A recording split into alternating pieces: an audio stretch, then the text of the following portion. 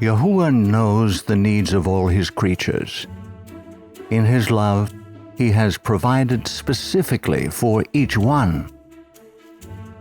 Yahuwah knew that man should not work continuously without interruption. Knowing our weakness and our need to rest, as well as our need to obey, he segmented or divided time. The shortest segment of time is the day, divided by daylight and darkness. The next segment of time is the lunation of the moon. After that comes the 4 seasons, the summer and winter solstices, and spring and fall equinoxes that divide a solar year.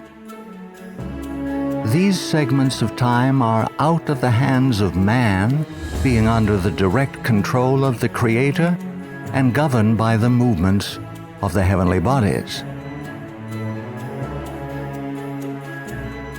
Then Elohim said, "Let there be lights in the firmament of the heavens to divide the day from the night, and let them be for signs and seasons and for days and years."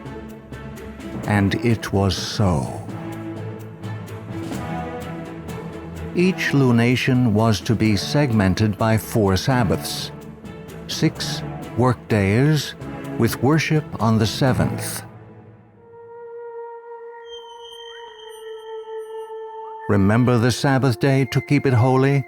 6 days shalt thou labor and do all thy work, but the 7th day is the Sabbath of Yahuwah thy Elohah. For in 6 days Yahuwah made heaven and earth, the sea and all that in them is, and rested the 7th day. Wherefore Yahuwah blessed the Sabbath day and hallowed it.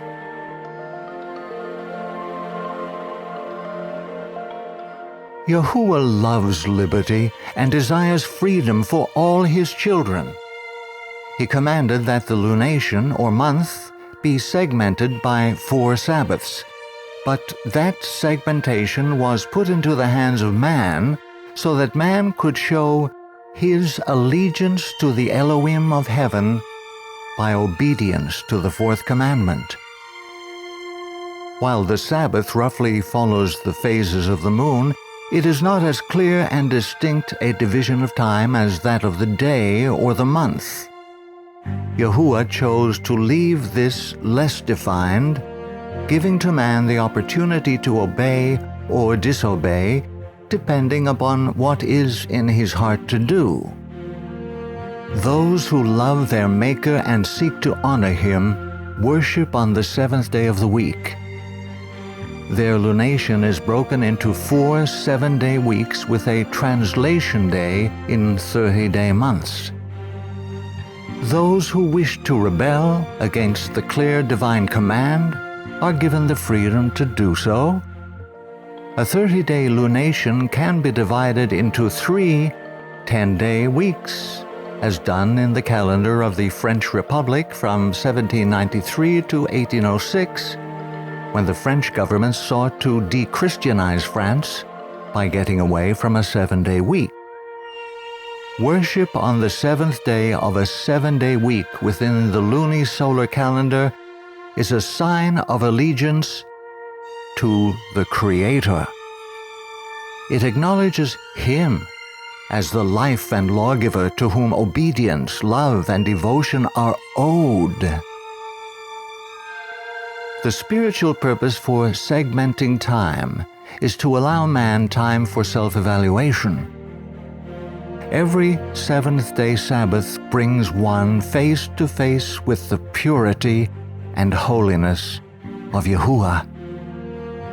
This throws into sharp contrast one's own failings and deformities. In the face of divine holiness, the repentant sinner exclaims, "Woe is me, for I am undone, because I am a man of unclean lips, and I dwell in the midst of a people of unclean lips. For my eyes have seen the King, Yahuwah of hosts." An additional worship day was given each lunation so that a person could examine where he had failed in the past lunation and to make resolutions for the upcoming lunation. This worship day is New Moon Day on the first of every month and comes before the work week, which starts on the second of the month.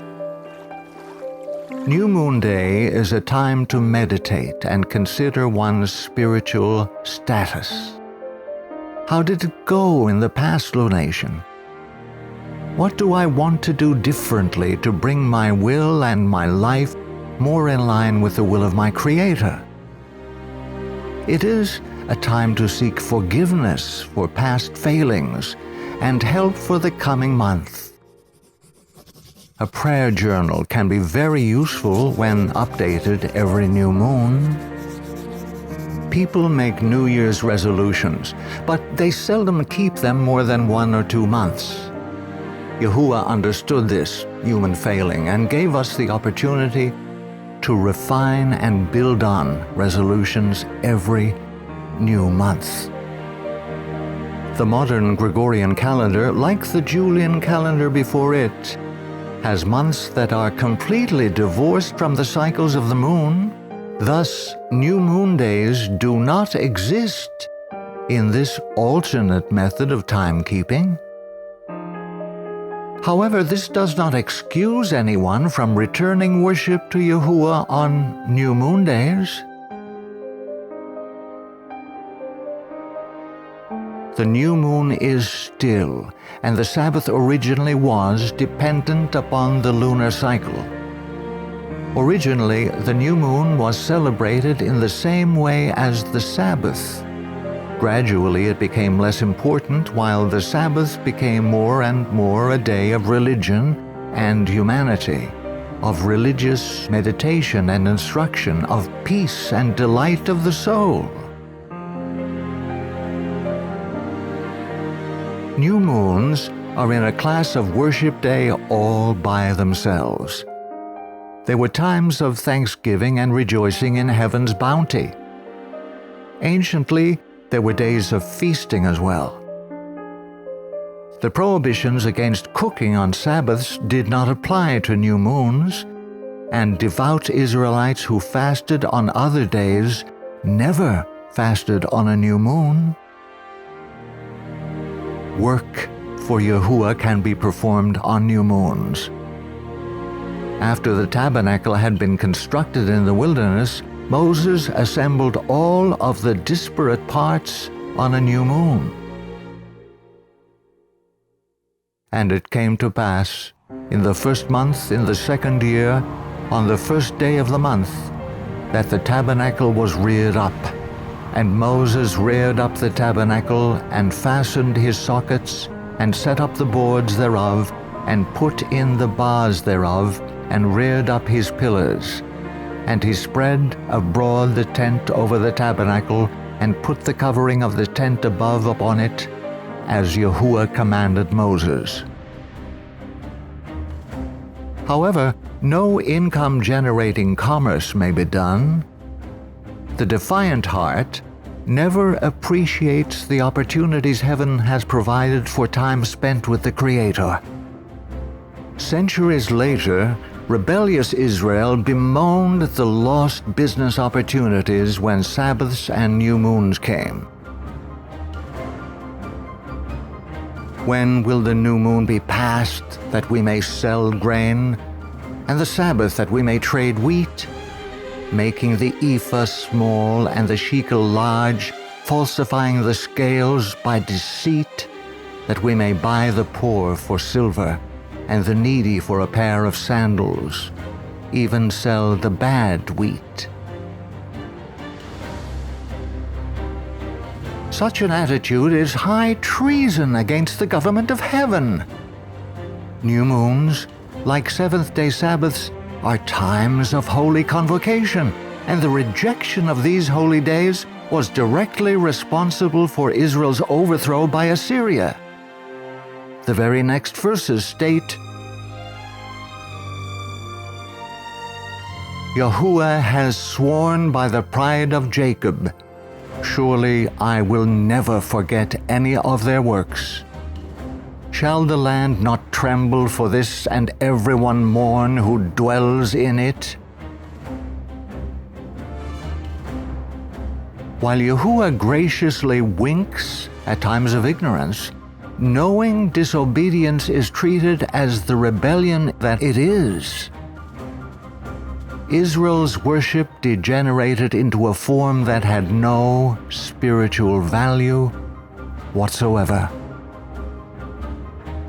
Yahuwah rejected Israel's worship, stating, I despise your feast days, and I will not smell in your solemn assemblies. Though ye offer me burnt offerings and your meat offerings, I will not accept them, neither will I regard the peace offerings of your fat beasts. Take thou away from me the noise of thy songs, for I will not hear the melody of thy viols.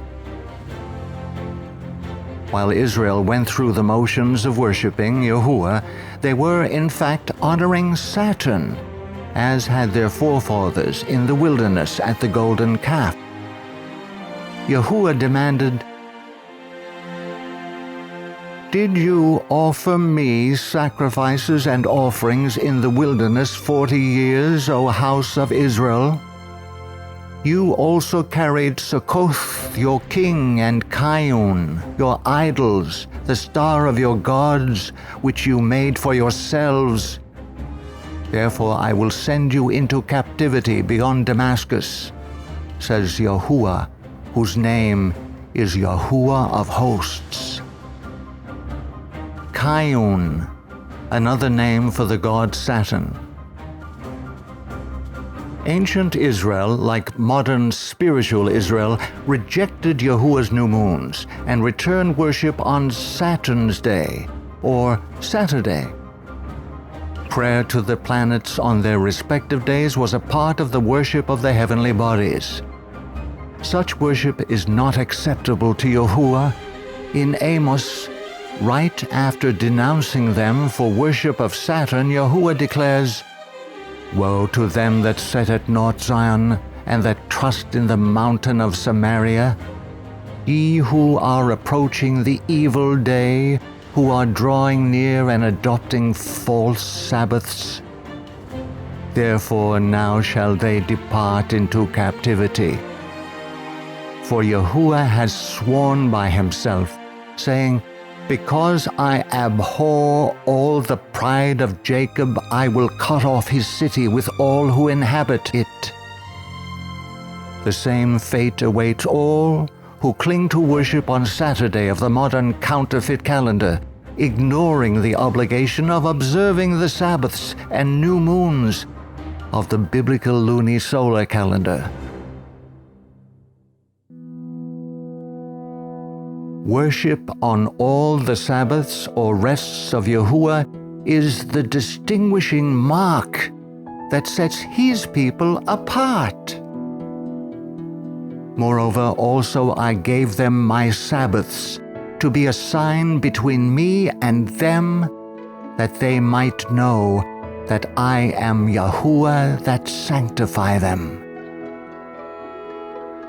Indeed, returning worship to the Creator on Sabbaths and new moons will be one of the joys of the redeemed in the new earth throughout all eternity. For as the new heavens and the new earth which I will make shall remain before me, saith Yahuwah, so shall your seed and your name remain.